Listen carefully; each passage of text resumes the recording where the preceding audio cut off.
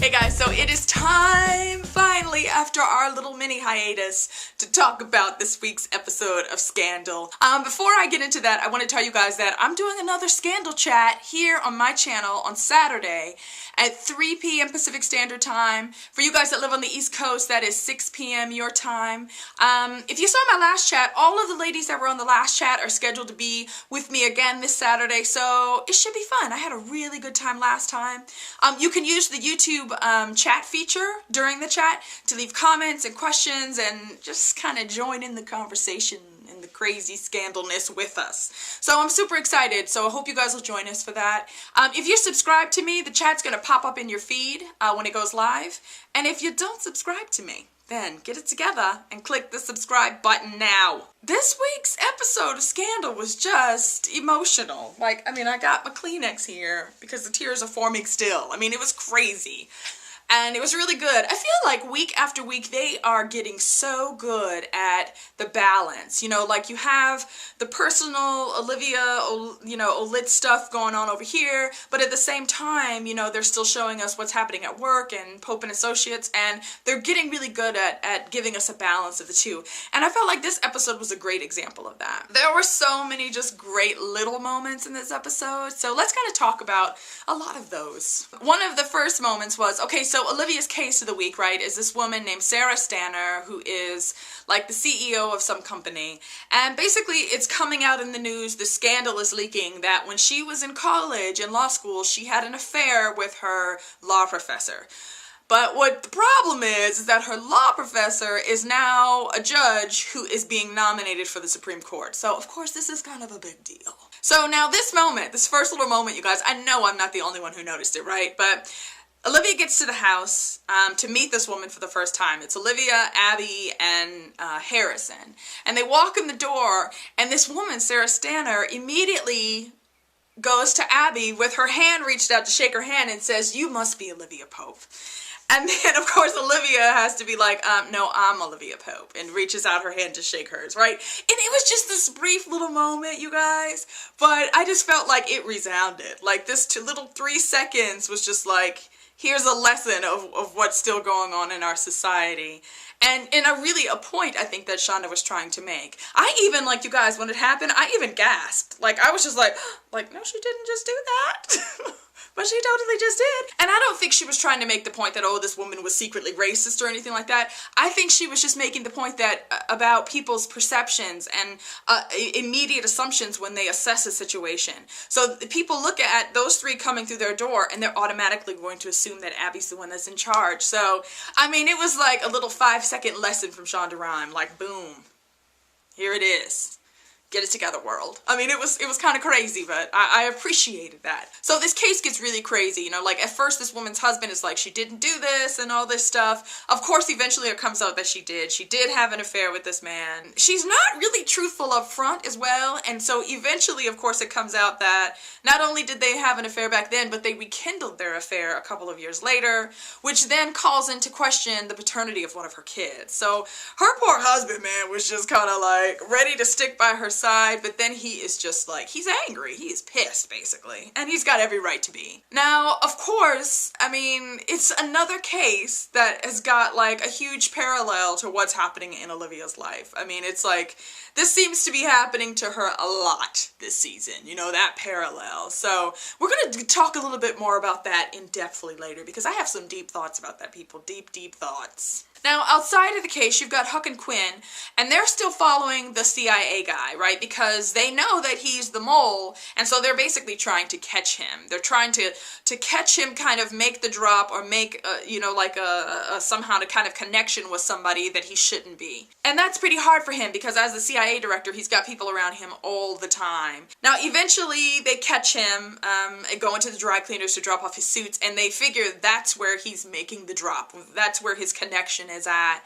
And Huck really kind of lets Quinn take the lead on this. And you can see he is grooming her, and he's turning her into his own little personal mini-me as far as I'm concerned. And I'm loving that. I'm loving kind of seeing their relationship form, and also for Quinn, right? Because if you think about it, after she made that decision to be Quinn Perkins and decide that, okay, Lindsay Dwyer is dead and gone, it's like, you know, now she's kind of grasping on something. She's trying to figure out, okay, what's my life going to be like now? And I think this is kind of giving her that power and giving her the chance to kind of be good at something. So I like seeing that for her. Also, too, let's talk about the CIA guy and that information that they have about the hostages. Olivia basically gives it to Jake and tells him to run with it. And by the end of the episode, we see him take that up the chain of command to his superiors. And then eventually he goes to see Fitz to say, here's this information. And they use that to figure out where they think the hostages are. There were some very Zero Dark 30 scenes as you see them like in the Situation Room watching, you know, the like SEAL Team 6 guys like go into this compound. They kill some terrorists and they basically do find the hostages there. So it's like a super win for Fitz, right? Because he has been getting like battered in the press because of his Supreme Court nominee, and then at the same time the fact that he couldn't find these hostages. So him finding the hostages is a win. Okay, another little moment that I thought was hilarious was there was this moment in the White House between Cyrus and Mellie where the two of them are kind of vying for Fitz's time. Now Mellie's brought the baby with her. She's got Teddy with her because she's trying to use that to actually get into the Oval Office to see him. But when he's done with Cyrus, you know, like Fitz comes out, he sees the baby, he's like, oh, and he takes the baby from her. And she's all excited because she thinks, oh, I'm in now. He takes the baby though and he closes the door in her face. I was just seriously like, okay, like, I think that slam of the door in her face is just really kind of a metaphor for their relationship. Like, oh, baby, like you gave me a baby. That's it. That's all I want from you. Let me slam the door in your face. It was just kind of like, poor Mellie, but not really so much. I don't really feel that bad for her about it, so there you go. Let's talk about Jake and Olivia for a minute, you guys, because it was weird and creepy this week. During the case, you know, once she gives him the information, and once he realizes what she's given him, he comes to her. Like, he finds her at this woman's house and basically calls her and is like, I'm outside, come outside. So she comes outside, the two of them are talking outside, and he's just basically trying to find out, like, are you sure this information is valid before I take this up the chain of command? And she tells him it is, and the two of them are talking. Well, this paparazzi photographer, like, opens the back gate, peeks his head in, and takes a picture of the two of them together. And the look on Jake's face was just kind of like, oh my gosh, like, that's not good, obviously, for him, because if Fitz sees those pictures, that's going to be a bit of a problem. And this is when we start to realize, like, as that story develops, we start to realize, okay, there's something else going on here with the Jake thing, right? And let's talk about Jake for a second. And we are going to talk a lot about Jake on Saturday, I have a feeling. So I like the thought of Jake, I think is what it is. You know, like, it's not like I'm super in love with Jake or anything like that, but it's more that I like the thought of him. I like this charming, handsome guy, and Olivia kind of getting a break from the drama of Olitz and the trauma of Olitz. And Olivia having something good and healthy, and you know, that's not a bad thing, right? But Jake is turning out to be a little bit crazy, is basically what we learn in this episode. Once he realizes that the picture's been taken, Olivia's just kind of like, don't worry about it, it's fine. But you get that he is gonna worry about it, right? So later in the episode, we see this person in a mask break into someone's apartment, and they're looking for something. And at first, it took me a couple of minutes. I was kind of like, who is that? What is going on? But then eventually I realized, oh my gosh, they're looking through the cameras. That must be Jake. And sure enough, this photographer comes home to find this person in their house. He like knocks the guy out. They struggle a little bit, but he knocks the guy out, finds the camera with the picture on it, basically takes the like SD card and runs. And as he's going out, he takes the mask off and we see that it's Jake. So he's obviously really serious about not letting Fitz or anyone know that he's involved with Olivia. Which just brings up the question of what Jake's motives really are. You know, I think this week we can definitely for sure say that they're not all that great. Because by the end of the episode, right, he shows up at Olivia's house.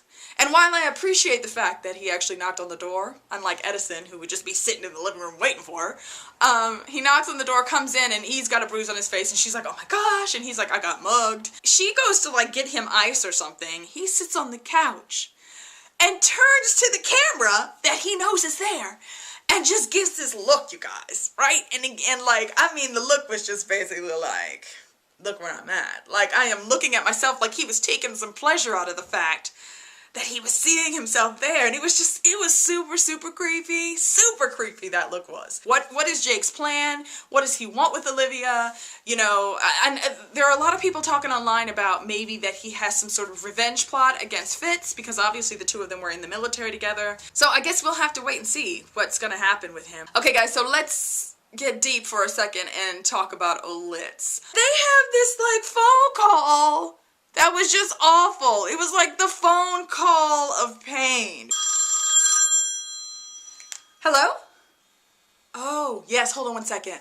Olivia, it's the phone for you. It's Pain. So yeah, basically the phone call was just not very satisfying at all. And more, you guys. I just feel like these are two adult people who just need to sit down and talk to each other, and they're just not. And they're starting to drive me a little batty. Really, I think at this point too, Fitz is broken down, you guys. I mean, like, he is at the point where, you know, he no more pretenses type of thing.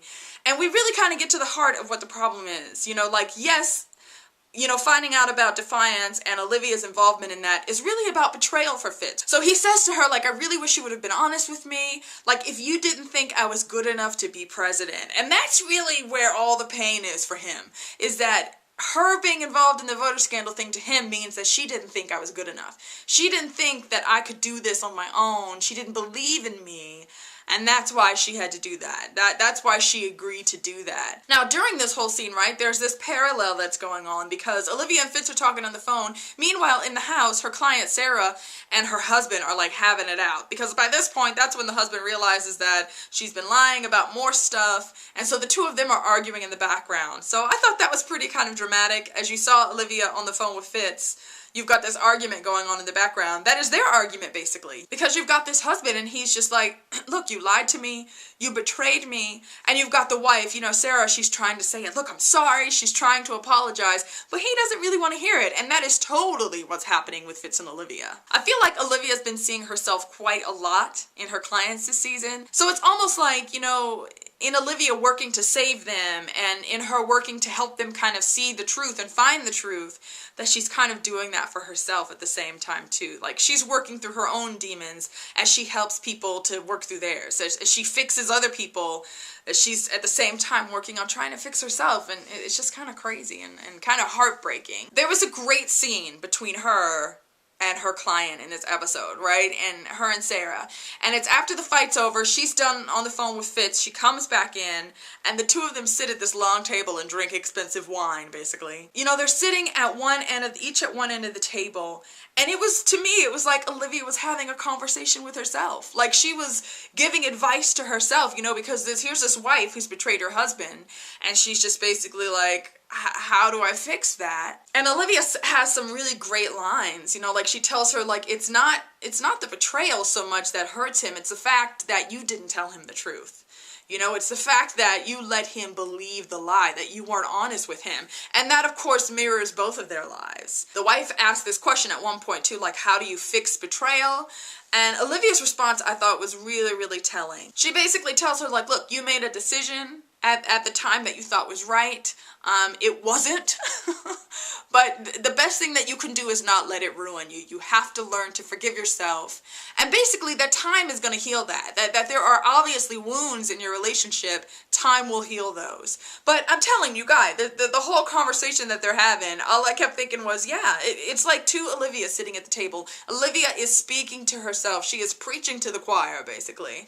And it was like, yeah, I hope she hears that, and I hope she learns that. Yeah, I thought it was a really good episode, you guys. It was deep, and there was a lot going on. And who knows, probably after watching it again, I'll think of more things. And I'll have more reflection on it. But that's what Saturday's for. So don't forget about Scandal Chat happening on Saturday. I will have, I'm sure, developed some more deep thoughts about this episode, and we'll talk about those then, basically. And we're going to talk about Jake a lot. I just know it. I can feel it in my bones. Okay, guys, that's it for me this week. Thanks so much for watching, and I will see you guys again soon. Bye.